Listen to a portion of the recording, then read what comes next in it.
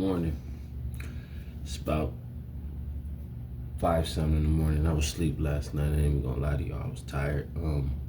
Had to get all my daughter's stuff out of her dorm. And this AZ weather ain't no joke. So I ain't gonna lie. After we went and got something to eat, I knocked out. I was tired. I tried to do a video last night for y'all. I was tired. I ain't even gonna lie to y'all. So we here today. This morning before I get on the road.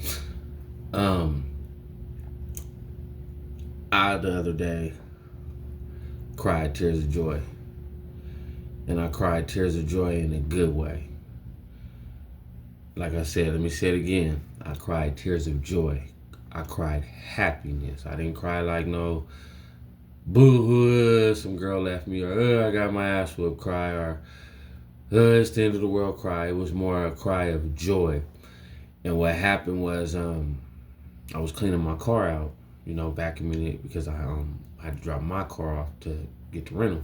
So I said, you know what, let me vacuum my car so when I get back to San Diego, all I gotta do is just wash it. So as I'm vacuuming it, I'm happy. And I'm sitting there to myself and I'm like, man, I ain't gotta do the things I ain't gotta do no more. You know what I'm saying? I'm just, when you're talking to yourself or whatever, when you just doing shit and you just, like talking to yourself. So I'm just sitting there vacuuming in the car and I'm like, man, I ain't got to do this no more. I ain't got to live this way no more. And I just started crying. But I started crying tears of joy. And the reason why I started crying tears of joy was because now I'm in a place where it's okay to live a normal life. You understand what I'm saying? Coming from where I come from, at a point in time, a normal life was looked at as bad. I'm gonna say it again. Coming from where I come from, back then a normal life was looked at as bad. And when I say a normal life, working a 9 to 5, working 2-3 jobs, working on a hobby, working on a craft, not having to be on the block all day, not having to, hustle. We're not gonna say hustle what, you know what I mean? But you know what I mean if you've been in that lifestyle or you've been in that streets, whether it be hustling, gangs, whatever. You had a certain image you had to uphold. I ain't never been fishing.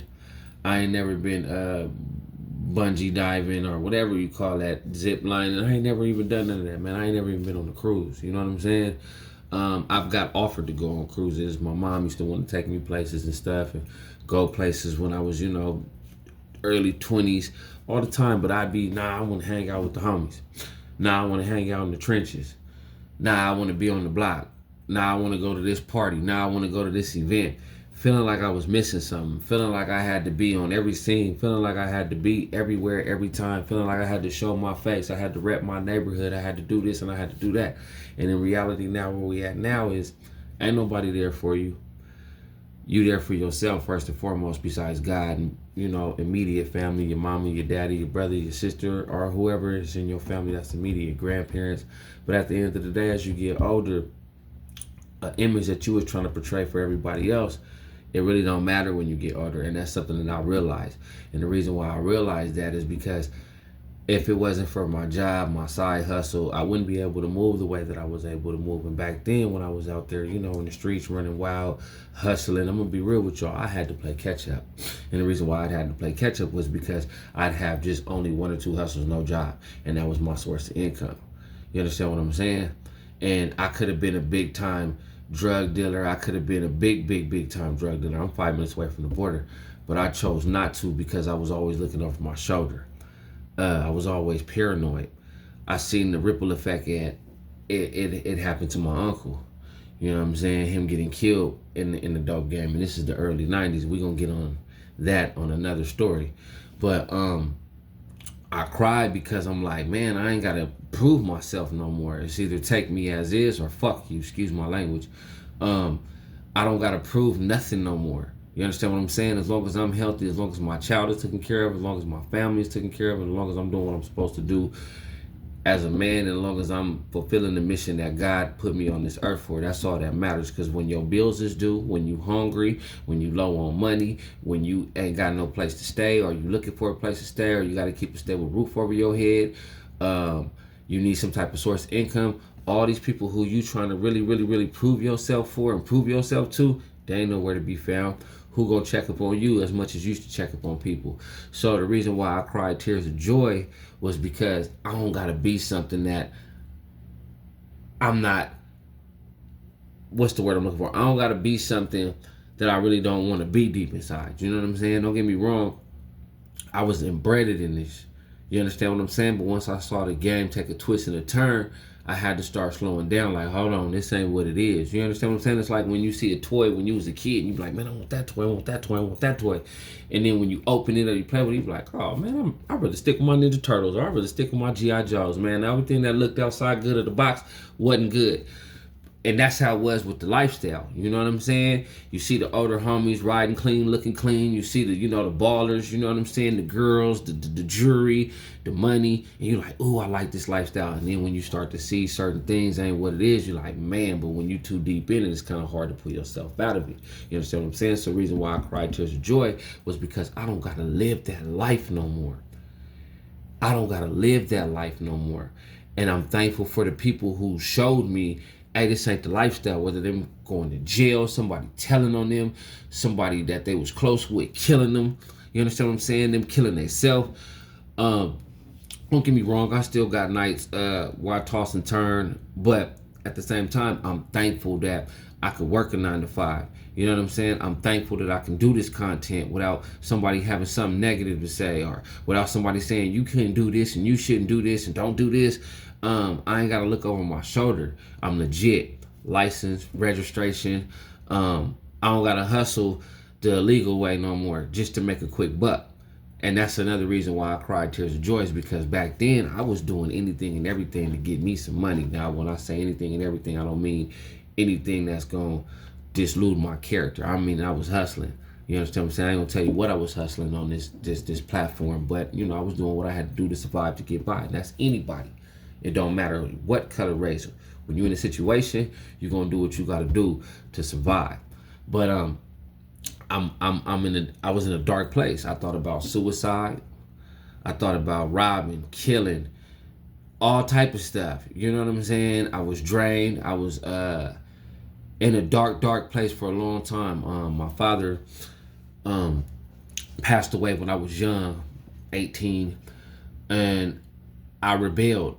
I rebelled because God rest his soul, he really tried to make this relationship tight knit, and I was really on some like, and then when I finally did make it like this, following week, you know what I'm saying, God called him home. So I rebelled because of that, and I rebelled because of that heavily. Drinking, drugs, stealing, you name it. And I had to wake up and be like, hey, this ain't the way to go. Ain't nobody gonna care about you when you dead and gone. Ain't nobody gonna care about you when you in jail. Only maybe, but other than that, the world gonna keep going. Don't nothing stop. And slowly but surely, I had to pull myself out of that hole. Whether it be surround myself around good people, believe in God, that's first and foremost. Let him do his work. Let it out, cry it out, do whatever I had to do to get it out of my system. And that's another reason why I cried tears of joy, because I'm not that evil thinking person no more. I'm not mad. As long as you don't mess with my money, my family, as long as you don't put your hands on me, can't nothing affect me no more. Not your words, not your attitude, not your gesture, not the negative comments. It can't affect me no more. Now, back then, I used to be that dude. I used to let certain things get to me, and certain things trigger me, or if you say something, now I'm in my man mode, like, ooh, I gotta do something to you, or ooh, I gotta react. Now, as long as you don't put your hands on me, as long as my bank don't say, hey, your direct deposit didn't hit because of this person and that person, and as long as you don't mess with my family, I ain't worried about it no more. I don't play the devil's pawn game no more. I used to, but I don't no more. And that's why I'm in a better place, because I came to realization and I came to terms a lot of situations that I was put in was because of me, was because of the decisions that I made, was because of the poor thinking that I was doing. And we all get like that. Nobody's perfect in this world. The only person that's perfect, and he even made a couple mistakes believing that people were for him, is God. You understand what I'm telling you? So to conclude this video, I just wanted to come and share with y'all the other day. I excuse my language. I cried tears of joy. I messed up. We all messed up. But I cried tears of joy, and it was a beautiful feeling. It felt better than grabbing some money. It felt better than sex. It felt better than weed. And I broke down crying like a baby. Yes, I did. I broke down crying. And I mean crying, but it felt good though. It was one of those good cries. One of those cries that I needed, that I had to have. You understand what I'm saying? And sometimes when they say cry it out, I understand it now. It doesn't always mean when you having a problem or the world is against you, just cry it out. No, sometimes it's when you just so happy that God has blessed you with that right up in here, you just gotta let it out. And I just wanted to let y'all know that I let them tears of joy out and it feels good. And maybe if you do that, you'll feel the same way. I want to thank y'all for taking y'all time out for listening to my words. I want y'all to like, comment, and subscribe and hit the notification bell, because anytime that I drop some videos, you will be alerted. It's your boy, Too Cool, Put You On Media. We're going to put you on what's going on.